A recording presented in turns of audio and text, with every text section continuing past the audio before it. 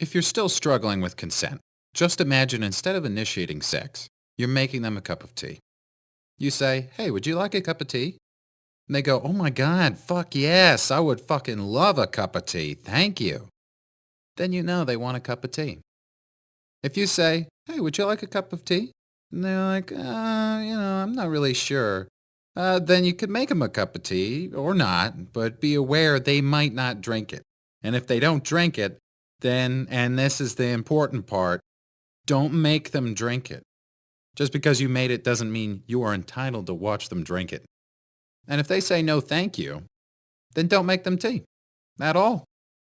Just don't make them tea. Don't make them drink tea. Don't get annoyed at them for not wanting tea.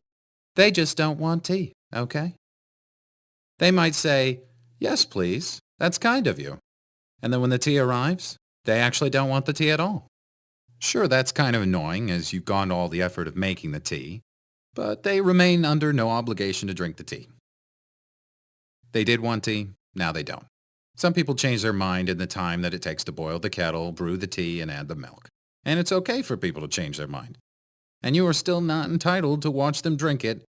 And if they're unconscious, don't make them tea. Unconscious people don't want tea. And they can't answer the question, "Do you want tea?" Because they're unconscious. Okay, maybe they were conscious when you asked them if they wanted tea. And they said yes. But in the time it took you to boil the kettle, brew the tea, and add the milk, they are now unconscious. You should just put the tea down. Make sure the unconscious person is safe. And this is the important part again. Don't make them drink the tea. They said yes then, sure, but unconscious people don't want tea. If someone said yes to tea, started drinking it, and then passed out before they'd finished it, don't keep on pouring it down their throat. Take the tea away. Make sure they're safe, because unconscious people don't want tea. Trust me on this. If someone said yes to tea around your house last Saturday, that doesn't mean they want you to make them tea all the time.